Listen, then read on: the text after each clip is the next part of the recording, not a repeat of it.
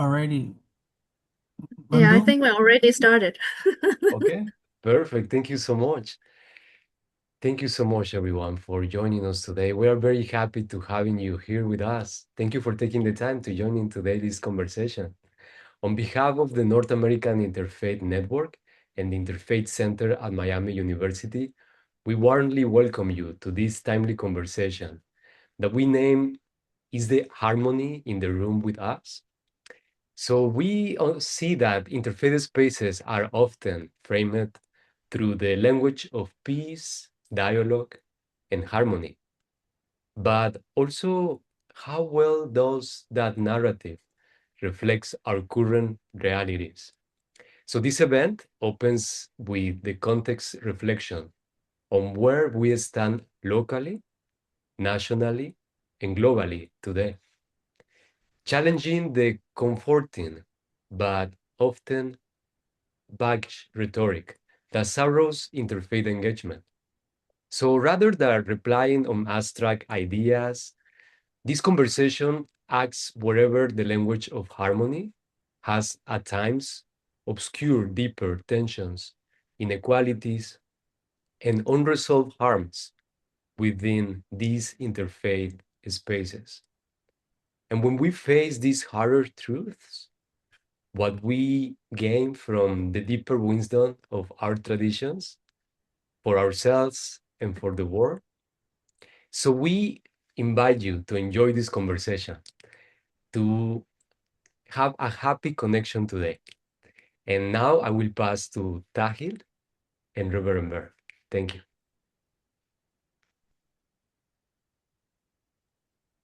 Thank you so much, Bandhu. I appreciate you significantly. Thank you for opening the space and laying down a context for us that will be important in engaging this conversation. Let me make sure that I'm able to spotlight all of the different folks.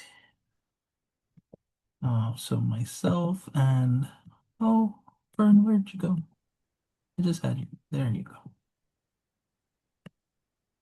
Um, It is so great to be in conversation with you, Vern, today. I'm really looking forward for us to be able to jump into some important topics. But before that, I'd like to make sure we give some space to introduce ourselves before we begin.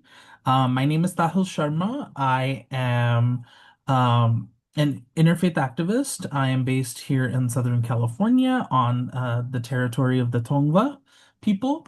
Um, I work as the program director at the Interfaith Center in Oxford, Ohio. I am pretty much, a lifelong interfaith person and not necessarily by choice. I come from an interfaith family where my mother is Sikh and my father is Hindu. I grew up with this really fascinating landscape of doing interfaith work because I was born in Southern California where I could find the world right at my fingertips. And being exposed to different cultures and different worldviews was pretty normal to me. Um, and growing up in that, I knew that there was a certain beauty, a certain value to being exposed to that level of difference. What I did realize over time, though, is that it actually became a key part of what got me into the world of activism. Particularly on August 5th, 2012, I was inspired by a very terrible incident that took place in Oak Creek, Wisconsin, when a Sikh temple or Gurdwara was attacked by a neo-Nazi. Um, when this attack took place, the ultimate question that came up to the minds of many people was who was this community known as the Sikhs?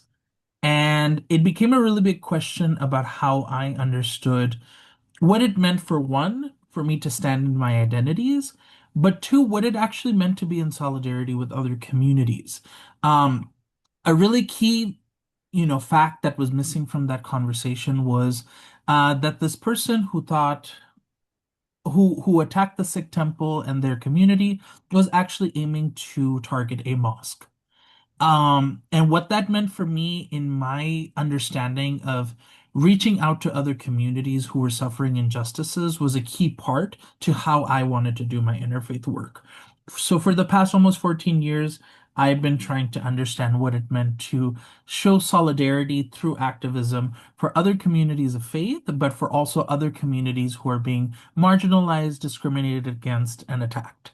So with that, Vern, I'll pass it over to you to introduce yourself. Well, thank you. And I think we make an interesting pair because I have a kind of an opposite background. I'm plain white bread, and I live in the middle of the country, well, as I like to say, in the middle of the galaxy here in Kansas City. And the kind of diversity that is your background is very different from the plain white Protestant, Catholic, maybe a little Jewish background that I experienced in my youth. However, here in 1982 in Kansas City, I did become aware that there were people of different faiths. And I was so intrigued by that that founded an organization called the Center for Religious Experience and Study.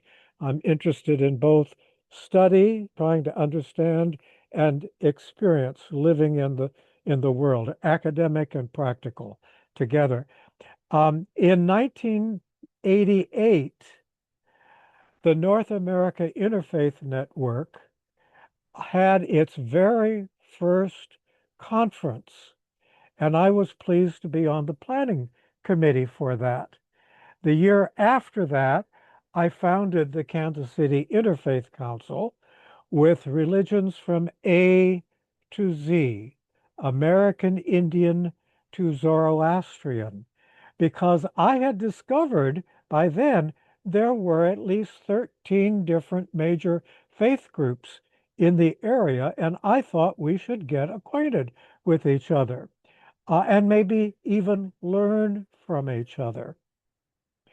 The next biggest milestone in the Interfaith Council, which was hosted by my organization, was in 2001.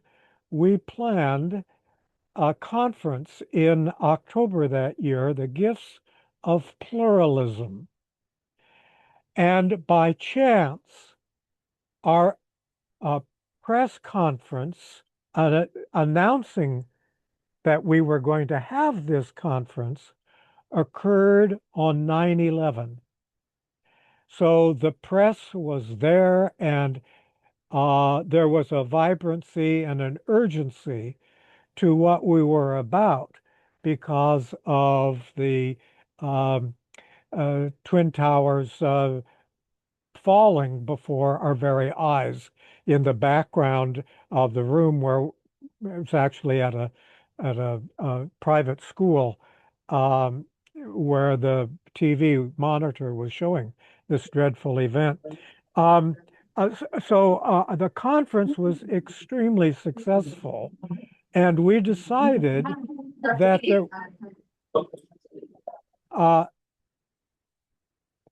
decided that from our interchange with prominent business people in the area, government leaders, representatives from Congress, the media, a wide range of people in the community joining the members of the 13 different faith groups from A to Z. We decided that religions really could be grouped in three families: primal, Asian, and monotheistic, with exceptions and all kinds of qualifications. And those values became very important in succeeding work that we did. Let me just wrap up my background by saying the next year we had a area-wide um, observance for 9/11. We did not want this to be a militaristic observance, so we started before dawn with a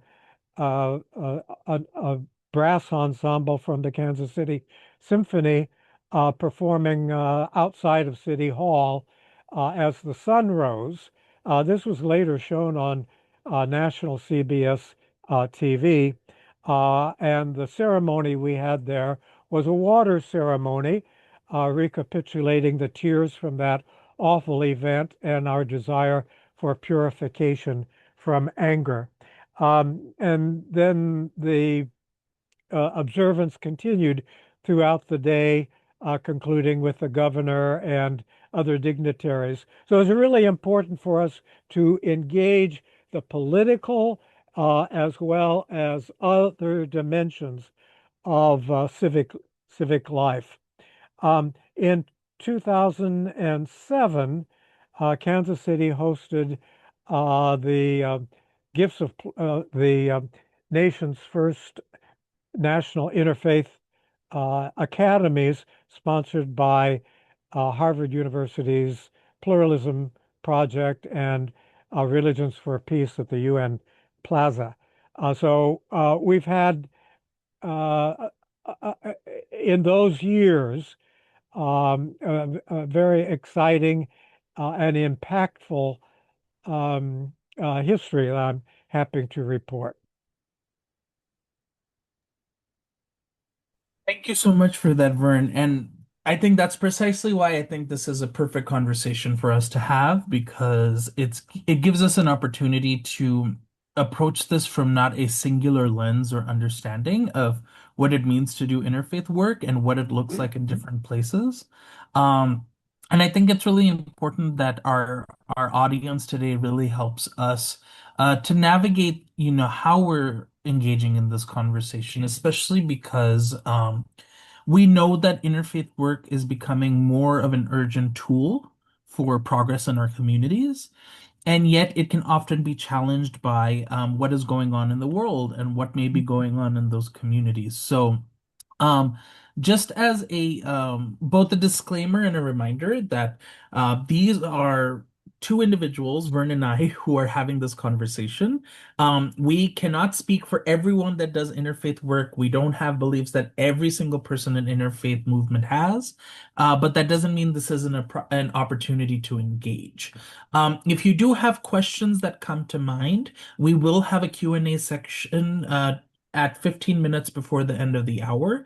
So we'd like to invite you to be able to think of those questions, write them in the chat, and engage accordingly. Because we want this to be a space to engage in authenticity, in genuine dialogue, and to really try to maybe push the envelope on how we're understanding interfaith right now. Um, so with that, let's just jump right in. What I thought was a tongue-in-cheek comment about this week that we celebrated a couple weeks ago called World Interfaith Harmony Week was kind of the premise of what led to me helping to name this event is the harmony in the room with us. Um, I said it tongue in cheek, but it came out of a reflection of seeing this weekly event happen for years now, but not really sort of seeing how the world is actually harnessing this energy of harmony. It came from a place of a lot of frustration, and usually I process my frustration through laughter and comedy, and that's what led to the naming of this event. But in all seriousness, I guess I do want to ask Vern, just, as we're thinking about this idea of harmony, what does it mean for, at least in your perspective, from your experience, to talk about what it means to be in harmony with other communities? And is it possible to actually harness that harmony in the context of what might be going on in politics today, in world events, and how people may be feeling on the ground? I'm so pleased to have the title that you came up with, um, because I found it very provocative, and I think that I may be presenting a contrary point of view. So I hope that will be useful. Um, I'm not very intrigued by the notion of harmony because I think it um, sugarcoats stuff that keeps us from doing the real work.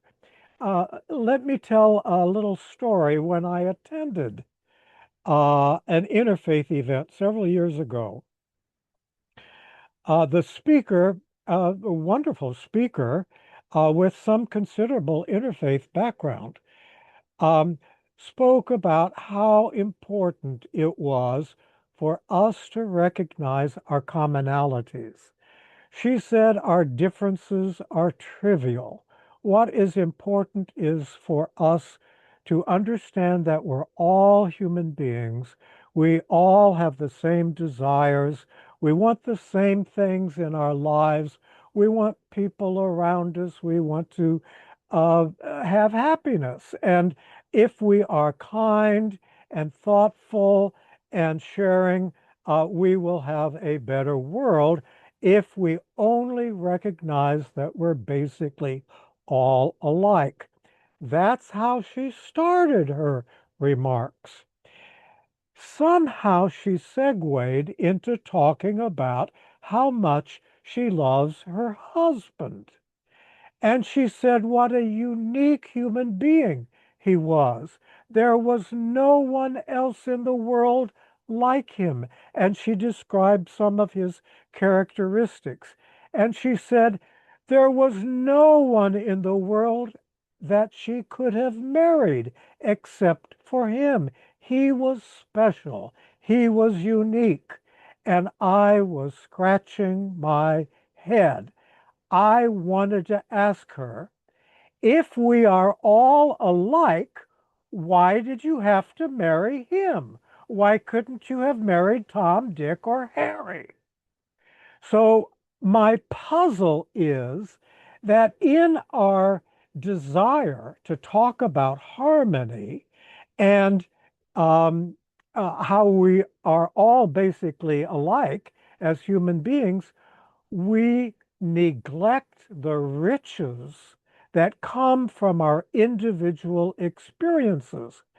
I want to know more about how Tahil, the experience of the fire of that Gurdwara energized you and what values you saw being uh, corrupted or destroyed, and uh, how that gave your own life further energy. Yeah, it's I'm of a similar opinion to you, Vern, in that, I appreciate the value that a concept like harmony brings into our conversations. Do I want to get along with people? Absolutely. Do I want to be able to work with them to construct a better world? 100%. Is it possible to do that if everyone is the same, thinks the same, and does the same things? I don't think so. I'm not of that opinion. And I think that's where we really enter the differences between understanding and acknowledging diversity and inclusion. And I think what we often feel like is the assumed outcome of focusing on those differences, which is disagreement. And I think there is a major allergy in the interfaith movement to discussing things that we will end up disagreeing on. And sometimes it comes from, it doesn't come from the worst place, right? Like our feelings of disagreement don't make us sit well with ourselves. Disagreement doesn't sit well in our bodies when we are not coming to an agreement with someone else. But I think sometimes what ends up happening is there are moments where discovery can be born in disagreement, that we somehow can come to similar conclusions about some things, but not about other things. But isn't that the way that the world works? Hasn't it always been that way? And what is really, I think concerning for me when I talk about this idea of almost weaponizing harmony, and I don't use that in a light way, is that it ends up leading to a form of spiritual bypassing, where because we don't want to allow the tensions of disagreement or the tensions of concern that come up to shake what we consider the bedrock of interfaith harmony or making sure that people are getting along with each other, that it actually results in, I think, a distrust that can occur um, between folks who bring in valid experiences, valid perspectives, or who want to be able to discuss why we disagree on certain things that may lead us to more productive understandings of the world or of situations that we might be navigating. Um, and I've seen that, come up in a couple of different ways in the last um, I should say last couple of years because we've had some pretty significant things come up in our discourse that have affected our communities directly. We know that in the past couple of years, what's been happening between Palestine and Israel have been a center stage moment in sort of being able to discuss what it means to validate the humanity of groups of people, what it's meant to actually really dig into the deeper realities of where politics gets involved. Because unfortunately, we do not live in a world where religion and politics are necessarily completely separated from each other. There are definitely strings that attach them. Um, but it's also actually shown the kind of erosion that's possible when we actually wait to discuss difficult things. I can't tell you the number of folks that have almost boasted the idea of having decades-long friendships and communities that were built on the solid bedrock of harmony, of peace, of working together. And it only took a couple of weeks after October 7th for many of those relationships to erode. And that goes completely counter to my understanding of the foundation of those friendships and relationships. So I'm kind of wondering what that's been like in your experience in Kansas City, and what do you think it actually means for this larger conversation of how do we talk about interfaith work, and can it be in a secluded bubble that's not impacted by things that are happening in the real world? Well, thank you for very deep waters already for us to explore. Um, Let me say a word about the Israeli-Palestinian situation without resolving the quandary that you have presented, simply to amplify it and tell you here in the middle of the country how it affected me. Um, and then I'd like to give a different model for um, understanding diversity, which will not solve the Israeli-Palestinian question. So we'll want to talk about that uh, additionally.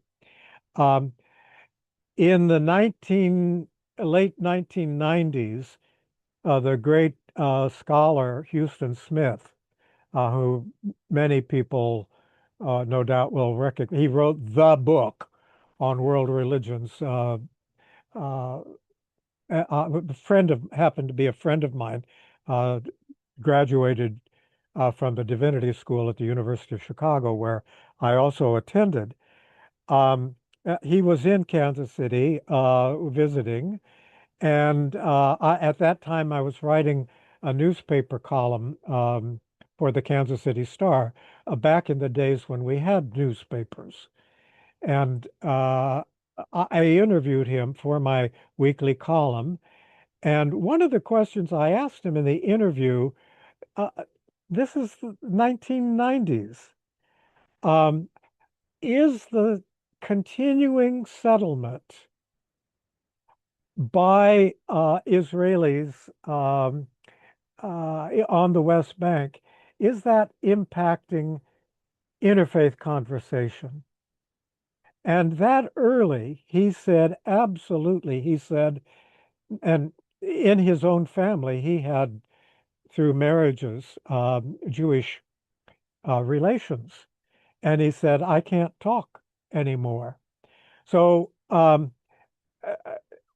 if it was tense in those days, um, it's not difficult to understand how disruptive the October event was to Jewish and uh, uh, other communities. Um, because we have had a history, we had one of our groups in Kansas City was a Jewish Christian Muslim dialogue group for many years, uh, which was a a private group. That is, only invited people were able to participate. So we grew to trust each other. And I'll never forget, this was before Oslo. I don't know if doing this history might be useful, but it might. Um, Before Oslo, I remember one meeting particularly where a Muslim member of the group, a very respected member of the community, we had only the senior members of the different faiths participate. And he was speaking with great affection about the Mufti of Cairo. And one of the rabbis, actually, he was the senior rabbi in that group, uh, turned to him after he finished praising the Mufti of Cairo and said, "Nothing good should be said about that man. He separated my grandmother's head from her body." So, what was so amazing was that the rabbi and the imam, along with the Christians present and others, uh, unanimously signed a statement about how to move forward. And when you gain that kind of trust through honest disclosure of personal background and disagreements, you are able to have a much stronger and much a more powerful witness to the larger community. Now, can I do a backup and speak about diversity in a larger way? And okay, and then uh, that'll give you two big things to respond to. In general, let me just talk about diversity in general. One of the things that I've done when I've been involved with developing curricula for high school kids on diversity is to use a kind of a classic exercise where the kids are on a flight, an airplane, special airplane, uh, and it crashes in the Arctic Circle, and nobody knows where the plane is. This is before GPS, um, and I produce a list of things that we find on the plane. There's a bottle of whiskey. There are matches. There's there are flashlights. Um, there are blankets. Maybe 30 different items. Each individual is asked to rate the items in terms of the importance for survival. What is going to keep them alive while they wait for a rescue? Then each individual list is recorded. Then the kids are put into groups of about 8 or 10. And the group goes through the same process of ranking the items. Every single time I've done this, dozens of times, the group answer is better than any individual answer. And that's the way I look at the value of diversity. We need one another. We should not hide our differences, our different perspectives, but if we will share them as human beings trying to find out how we are going to help the planet's endangered environment survive against the assaults, against, with oil in the air and um, all kinds of pollution in the water, food no longer safe. Uh, Let's work on the environment. What can we do about the crises that individuals face? The crises of cell phone attention, the crisis of drugs, the crisis of not knowing who we are. What can we do? What can we learn from one another about the crisis in personhood? And then there's the crisis in the social order. How can we develop rules or rituals that will help us live together um, more productively? How can we order uh, society locally, nationally, and internationally? And that then returns us to the question of the Israeli-Palestinian conflict. And I believe I probably spoken long enough so that I don't have to solve that, but you do. Thank you, Vern. I appreciate the responsibility you've passed on to me personally. I think what is really important and what I really appreciate about what you're saying is there is an effectiveness to talking about why the essence of diversity has to really mean that we are paying attention to the different parts of the whole. And what it's supposed to bring in is valuable perspectives that help us achieve answers to questions that we can tangibly answer. And that helps us move from this point of conversation, this point of dialogue, to actually help us address root issues, that help us address concerns, that help us actually navigate a lot of the work that is going on in the world right now. And I think one of the examples that I would like to, ground here in North America in particular, has been the flashpoint of Minneapolis, um, where we have been really paying attention to the realities of what it means for a government to be able to use its full power to be able to harm communities who are undocumented and particularly may be perceived as a risk for the sake of being different. And what was, I think, really fascinating to me, and that actually leads to a larger question that I have that doesn't necessarily have an answer, but I would love to hear your thoughts on it, um, is the fact that it's been decades since we've had such a faith presence in a very pivotal moment in our nation's history. And faith communities, faith leaders are showing up and showing out to defend marginalized communities. And I think there's been something really important to emphasize about this intersection of faith and politics that's showing up in a very different way. And the crux of that, I think, is also kind of based on how we need to reevaluate diversity itself. Um, I think I think oftentimes interfaith spaces are very much still stuck in a bubble of diversity that only focuses on religion and spirituality and worldview. I am of the opinion that the openness of that kind of diversity is a very important starting point to the discourse if you're going to do interfaith dialogue. But I think what helps actually edge us into the right path, um, is actually thinking about the other kinds of diversity that you need to have in the room to actually engage the issues that you care about.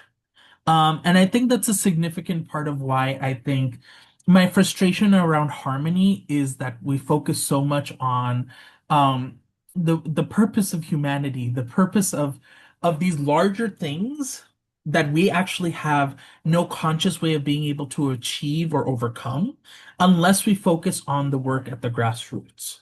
Um, and I say this as someone who identifies openly as bisexual, who identifies people who are LGBTQIA plus that are in interfaith spaces, but very rarely do those topics become points of discussion or points of solidarity.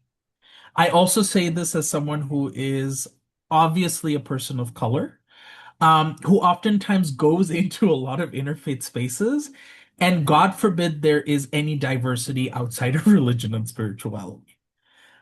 So my question to you related to that is, how are we actually trying to lean into a kind of diversity that is so intersectional that it's actually helping us to humanize the interfaith movement in actually thinking about ways that we can engage in the issues that we care about?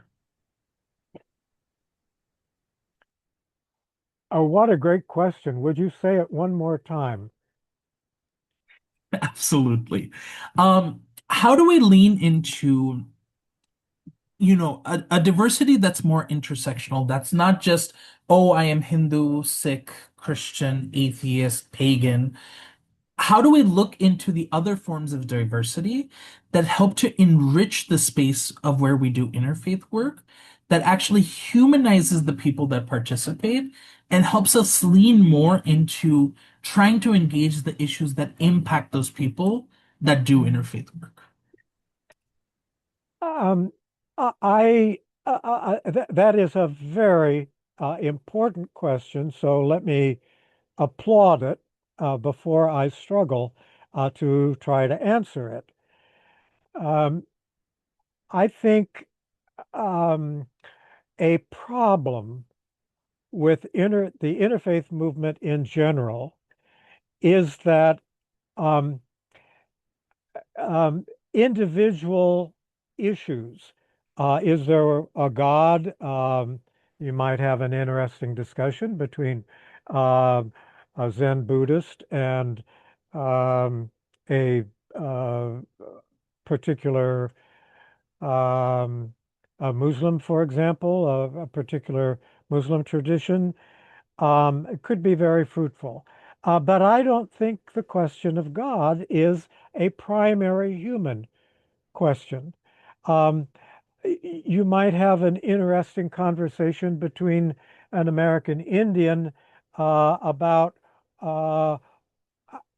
and say a Christian about whether the city should have a streetcar. Those are interesting questions, but I don't think they create a background in which individual issues, for example, like sexual behavior, sexual preferences, sexual identity, I don't think um, the background is sufficient for those kinds of questions. So I will just have to be bold and confess the way I have found it useful to think about these issues is to um, understand three broad religious areas in which the sacred is discerned. And those three areas are the environment, personhood, and the social order. And they correspond in, as I suggested earlier, in a rough and ready way with primal religions, Asian religions, and monotheistic traditions. And um, the values of nature, personhood, and the social order can be found in all religions, but they are not as highlighted or as investigated or contested as in the other religions as they are in the specialties. Let me try to be a little more specific. I think the wisdom, in fact, let me just see if I can pull out. Um, this this is the concluding conference declaration for the Gifts of Pluralism conference that I mentioned earlier. And let me read the paragraph which summarizes the natural religions.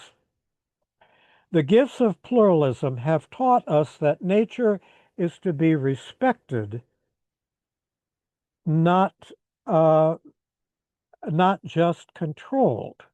Nature is a process that includes us, not a product external to us that can just be used or disposed of. Our proper attitude toward nature is awe, not utility.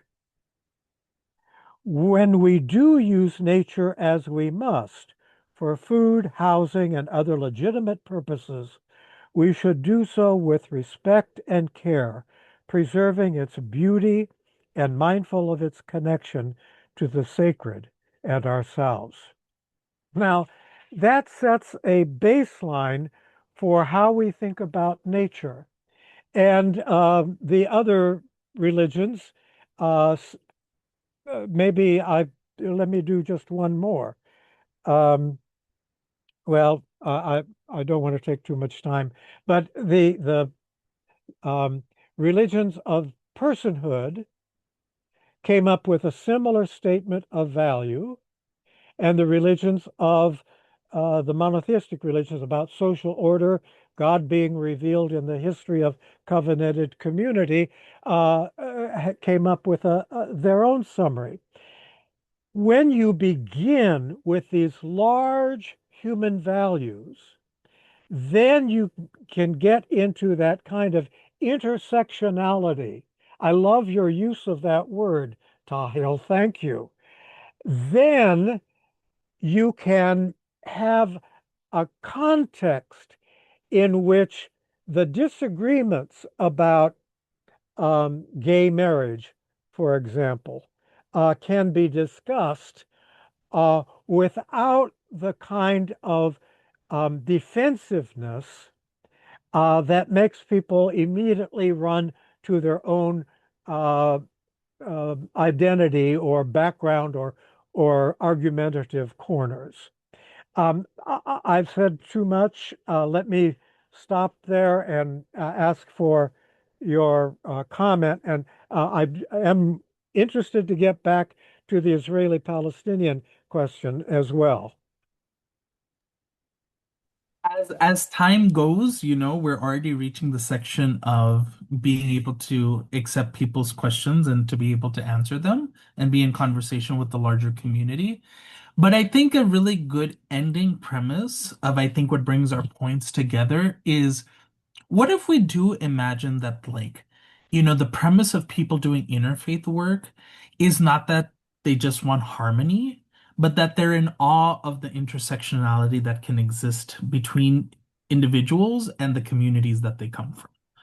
I think there's something really fascinating we can explore there as something that helps people really burst that bubble that keeps them sort of feeling like they need to feel comfortable in some form of sameness that keeps them unified, but instead actually helps to show them that there's so much more that um they can explore, that they can learn, that they can share. And I think it really does help us to try to reimagine the nature at which we also are analyzing the issues of the world. We have been given this gift of an interfaith lens for a reason. And I think it takes a lot of responsibility for us to see how there is an interfaith lens to every issue, to every world event, to every cause that might exist for us to get involved. And we don't want people to forget that because at its core, this idea of interfaith cooperation is a historical precedent. It's not something that has something, it's not something that's just been discovered. It's been going on for much longer than I think history can tell us, quite frankly. With the ways that people through trade, through scholarship, and so many ways are being able to engage one another. And I think if we have a new starting point of that, we're awestruck by the intersectionality that's bringing us together, that may be a good foundational stone that helps us preserve relationships, reimagine the way that we engage in the discourse, and helps us to feel more invested in mobilizing ourselves for the issues that we care about. So I really appreciate being able to engage just a light bit of that with you in this hour that we've had together. Vern, because I think it's really important to be able to consider that sometimes doing interfaith work, when you are in places like California, it's going to look very different than when you're in places like Kansas City. And we never want to forget that the beauty of engaging those kinds of differences in how we do interfaith work is also, I think, really important for how we understand how communities are feeling, how communities are navigating issues in their cultural and social contexts, and most importantly, how we need to be able to bridge the gaps to better understand why interfaith work is becoming more urgent than ever.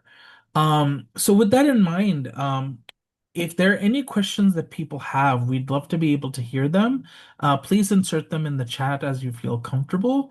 Um, because now we're here to actually have a conversation with all of you, which I think will be really great. And let me just make sure that I remove these pins so we can see everyone in the room together. And may I make one quick final comment before we do the questions? Absolutely. I think the fundamental question of religion is what is sacred. By that, I mean, what is it our life depends upon? Where do we go to find the ultimate meaning in our lives?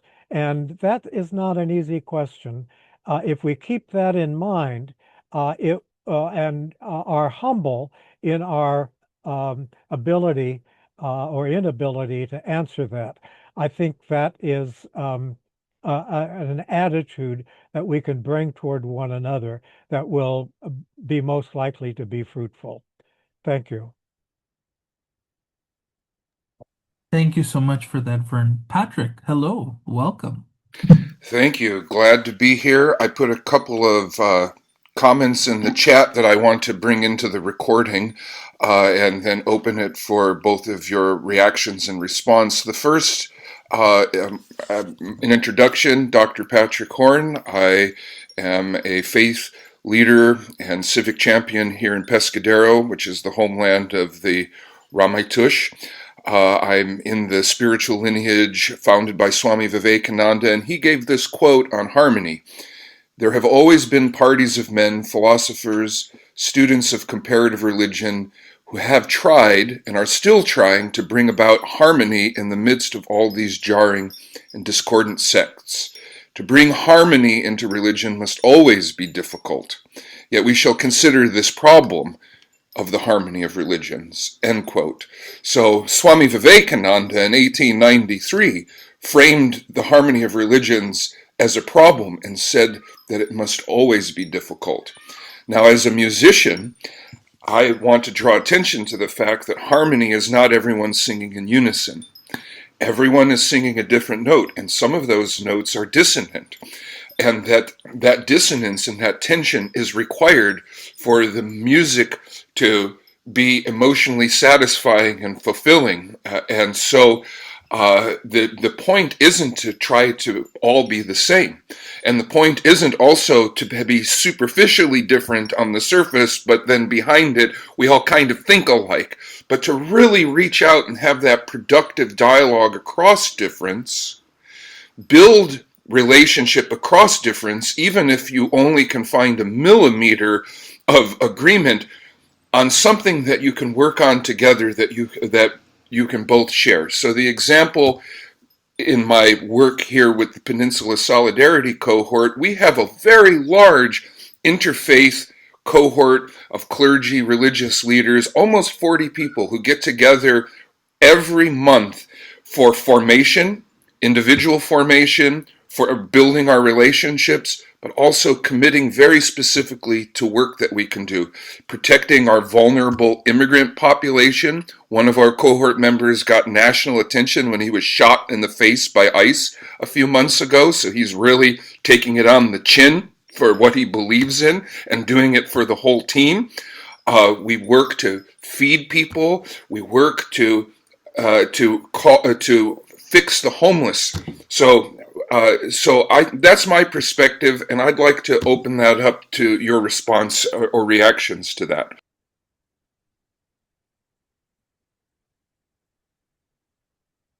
Thank you for that, Patrick. Vern, did you want to start by saying something? Um, I just want to applaud the speaker for several things. Number one, for the musical metaphor. Uh, yeah, it is really important to have different pitches and sometimes even different rhythms in a complex piece of music. Society, humankind is a very complex piece of music. So I appreciate that metaphor, and I also applaud the good work that is being done to serve the community through the interfaith efforts that you've reported. I will remember the 1893 appearance of Swami Vivekananda at the world's first Parliament of Religions. Swami Vivekananda, such an interesting and important uh, leader of inspirer of interfaith movement. He said he wished that religions should go on multiplying until there was one religion for every human being. Now, I wish I had the opportunity to press him on that point, but I like the direction of his thinking that we need direct, I mean, to use the word intersectionality, wow, imagine all the different forces and heritages and um, features and influences on any one person. That is really intersectional. So maybe Swami Vivekananda was onto that way back in 1893. Um, how this relates to the political situation with ICE is beyond my ken. Uh, I think it is something that we will learn as we try different things, but uh, avoiding it is impossible. Witness is necessary.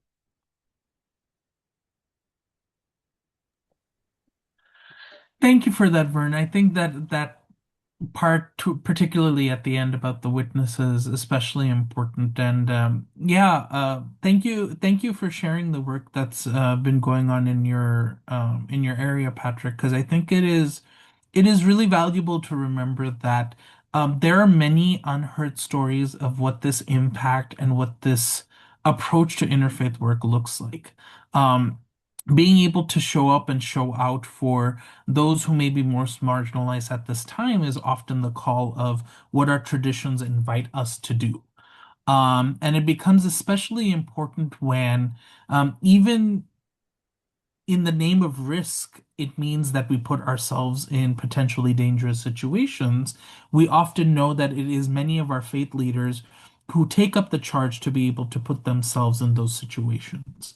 And in the example that Patrick gave of one of the clergy folks who was hit shot in the face by ICE, um, that video did definitely get national attention because there was no part of the psyche, no part of the imagination where people thought that clergy could be so directly attacked.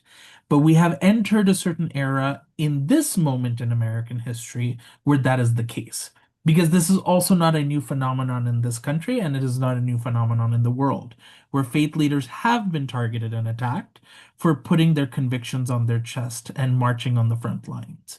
And it's very important to bring that up as an example of what one of those examples of that work can look like.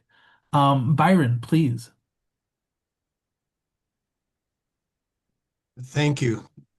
Um, I discovered last summer that my seventh great grandmother, whose tombstone I had noticed because it had my same last name, was actually my grandmother. Martha Carrier was murdered as a witch in 1692 in Salem Village. Her husband, Thomas, had been involved in beheading King Charles I in England before escaping England, coming to the colonies, and changing his last name to Carrier, my last name. These are my grandparents. So I wrote about it, and I'll post what I wrote here in the chat area. And I got to thinking, what is the context that led to this horrific kind of situation? I ended up reading about the English Civil War, which I didn't know anything about. It was twice as bad in terms of casualties as our own American Civil War, and it was largely political and religious hatred of each other that led to people cutting off ears as a partial punishment, flaying people alive, hanging them for group participation. Horrible, horrible crap that we inherited in this country when we finally founded a document that was secular and allowed for religious differences to occur. Recently, President Trump has declared that we've had enough Christian bashing in this country. We're going to assert our Christian values and so forth. Okay, I've been a Unitarian Universalist minister for 50 years, and I've had the unique opportunity to be open to believers and to atheists. And I end up valuing them both dearly. And some of my atheist friends get mad at me because I say things sympathetic to believers or to quote the scriptures. But we're all in the same boat together. We're all breathing the same air. And as has come up here today, our obligation as not just citizens of our country, but citizens of this planet, is to care for this place that we inhabit and make sure it is habitable for future generations. And that involves treating each other well. So I'm appreciative of this conference and of the work of people that are working towards having open dialogue that isn't murderous and full of hate. And so, thanks. That's all I wanted to say. Thank you for that reflection, Byron. And absolutely, I think there's something really fundamental to being able to understand how this form of open dialogue is supposed to invite us into creativity and transformation, not into an abundance of division and violence that people may think may occur because of engaging difference. And this is a part of the larger discourse on what inclusion has always needed to look like. Um, it's not just the Abrahamic traditions, it's not just the Eastern traditions. It has to include our indigenous communities, the stewards of these lands.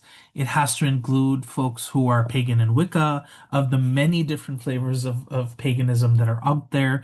It absolutely must include folks who are spiritually seeking, who are curious and confused. It should include folks who are atheist, agnostic, and secular humanist. And most importantly, it should include people who have a desire to make the world a better place. Because if that's the common bedrock of why people want to engage in dialogue, it brings us into better circumstances. Bandhu, please. Thank you so much, Sahil and Bert. Very briefly, I just wonder what other topics can we can explore in future conversations for next steps. Some topics that create deeper tensions. For example, you mentioned gay marriage. Came to my mind also religious fundamentalism and fanaticism, proselytism, also the conversion that some communities send missionaries to convert others to the religion. Also the power of specific religious institutions, economical and political power, the hate speech, and also Trump, which is a difficult topic to navigate currently in political and religious institutions. So, other topics that came to your mind for next steps and future conversations? I mean, all of those topics and then some. I think with the gratitude that we have to the partners that are here, the Interfaith Center at Miami University, the North American Interfaith Network, and FEZANA, which is the North American sort of Association for the Zoroastrian Community. I think there's a yearning to go deeper.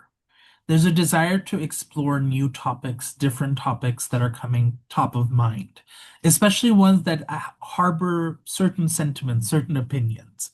And I think we have the opportunity to be able to address them. But I think it's not just that we should be addressing them in this space through our coalition. It's that this is an invitation for all of you to consider exploring those conversations in your own ways, in your own communities and organizations.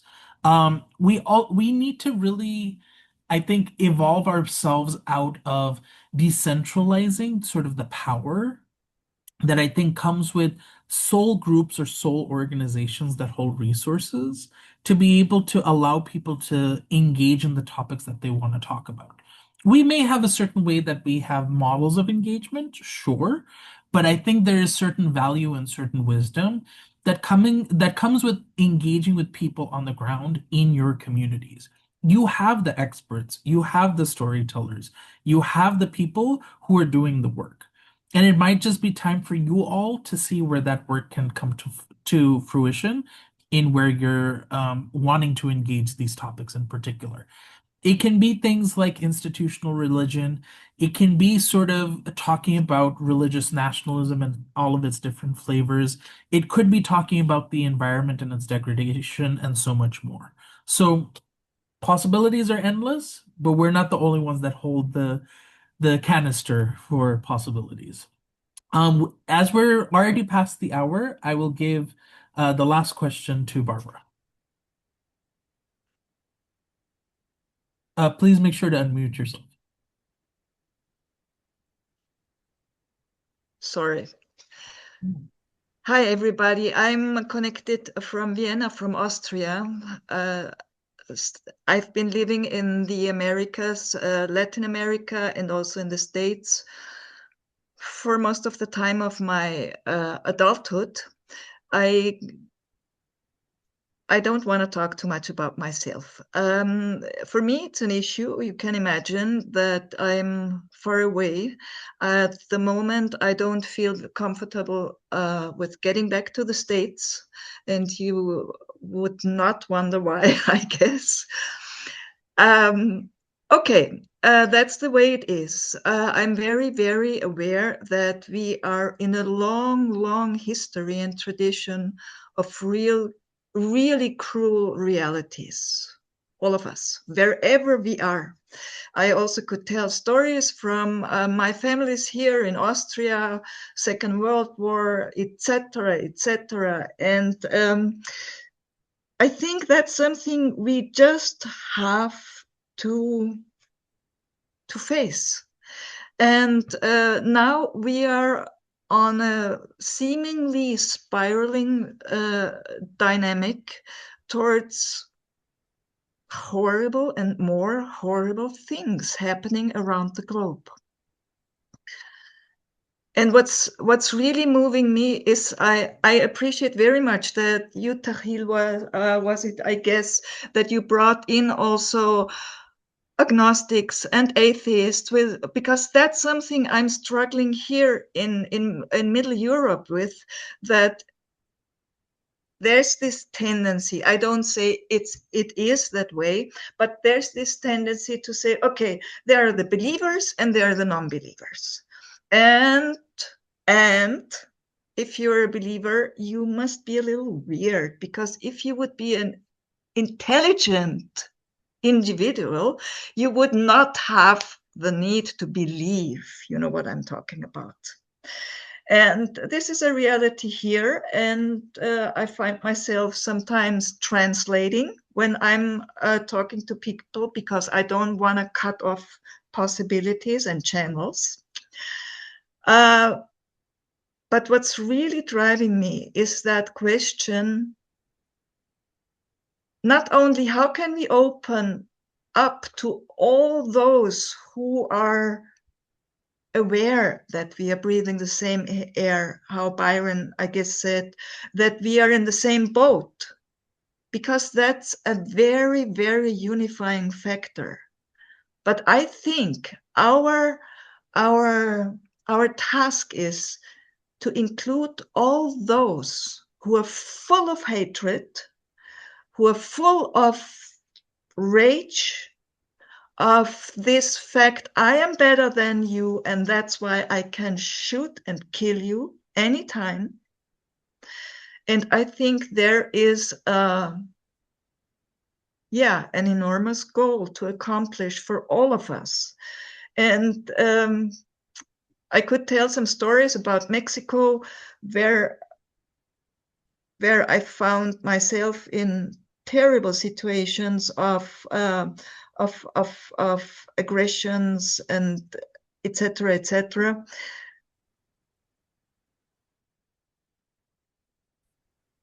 I want to bring one example. This is a story I did not witness, but this is a story I just believe. I've heard it and I just believe it. You might be familiar with the fact that in Mexico, there are very, very dangerous areas where the drug cartels move and where people get killed for being there, nothing else. And especially also in the remote places where indigenous people live, there are many, many problems of attacks, murderous attacks, etc., etc. Two groups of students visited an indigenous people, and on their way back, and imagine the groups, they were a group of 100 people, and they divided themselves into 50 and 50 to make their way back to from the mountains. And for a reason that nobody can explain, the first group found a language to talk with the perpetrators, to face the atrocities they were running into in a way that they told that they already were laying down and at the ground with the intention of the others to execute them. But there was something happening that made them leave alive. And the other group was killed. The entire group was killed. And this is something I've heard maybe 10 years ago, still living in Mexico. And I think there must be a something in us. And I want to invite myself, I want to invite all of you, that when we go into trouble, when we witness trouble, that we really take in all those individuals that are in that very horrible path of the need to torture and kill others. I think that was what I wanted to say.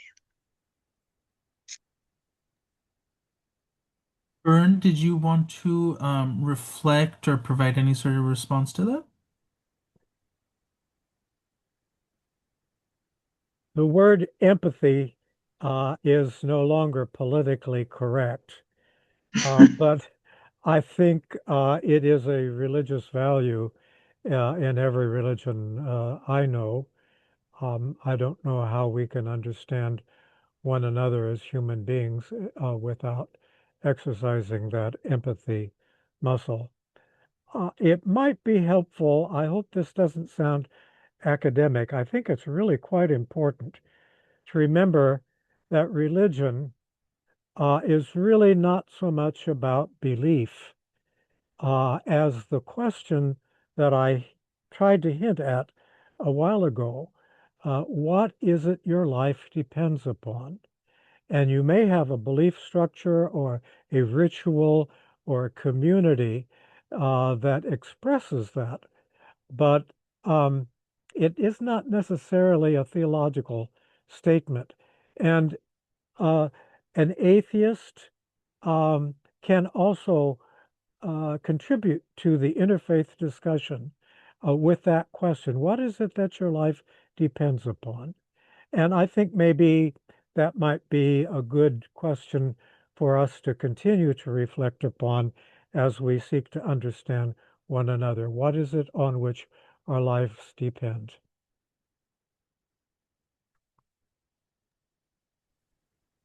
Couldn't agree more, Vern. I think in these sort of circumstances where we find ourselves in deeper division, inspiring deeper animosity towards people we don't know. I think it is always so important to consider, the roots of where fear and ignorance flourish. Um, it's very key for us to also consider that history may not repeat itself, but it certainly rhymes, especially as we talk about cycles of violence.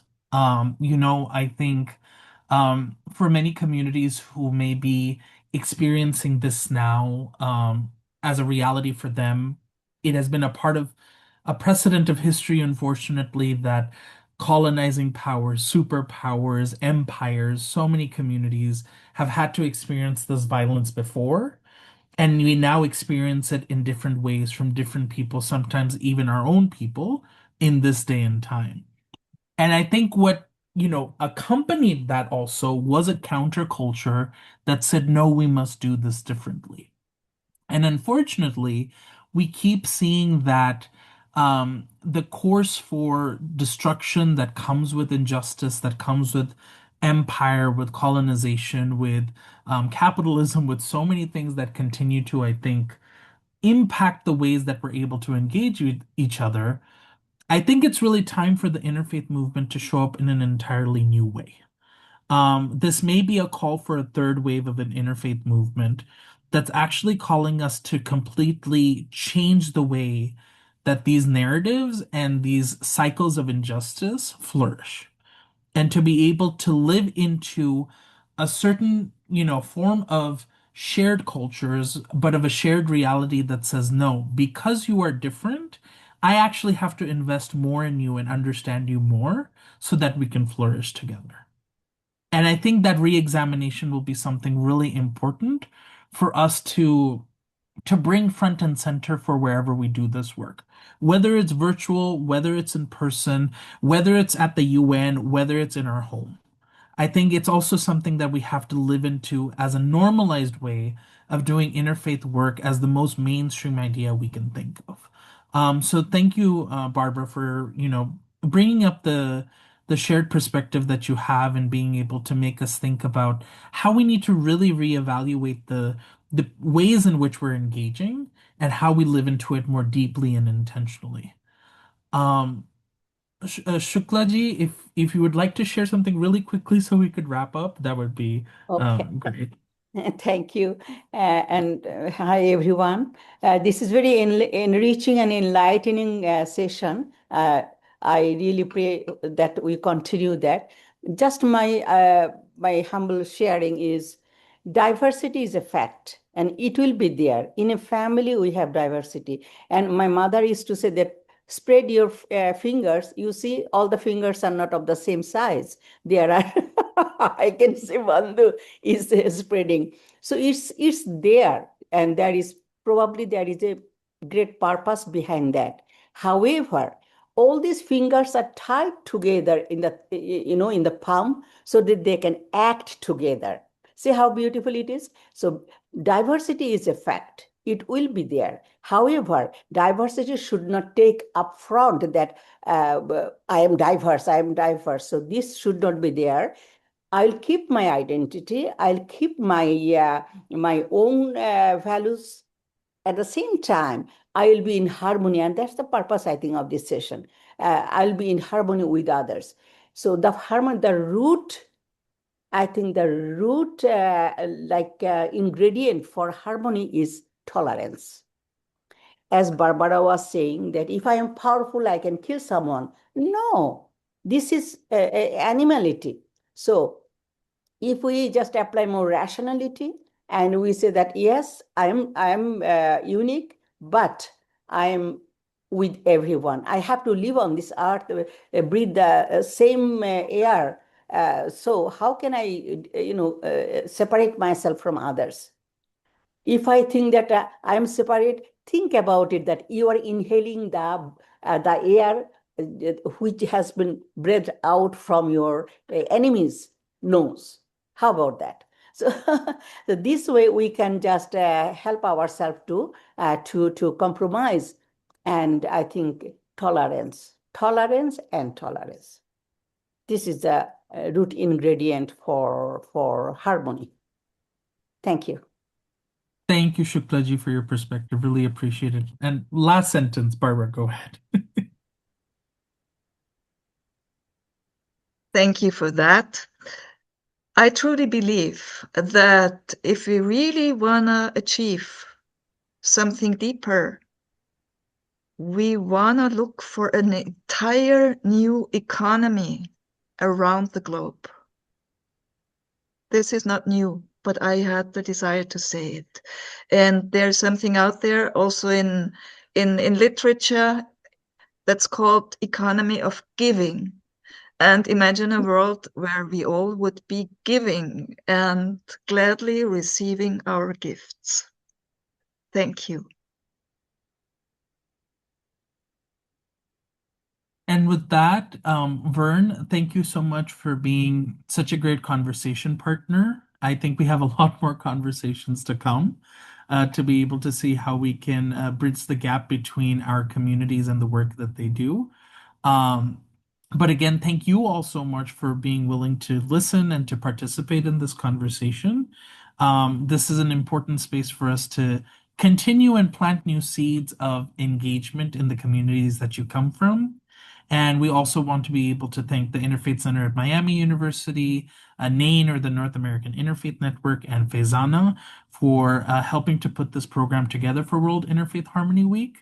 While the comment was tongue-in-cheek, I think the real question that we have to ask is, how do we bring a harmony in the room with us that's actually going to help make a positive impact in the world? And it's only possible when each of you participate in the ways that you do to make this movement resilient and transformative. Thank you all so much.